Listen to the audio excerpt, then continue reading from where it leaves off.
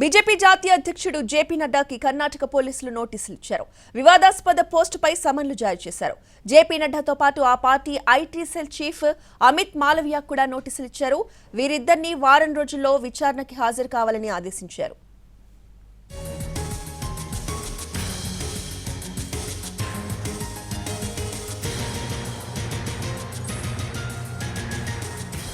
కర్ణాటక బీజేపీకి సంబంధించిన ట్విట్టర్ అకౌంట్లో రిజర్వేషన్లకు సంబంధించి వివాదాస్పదమైన పోస్ట్ పెట్టారు.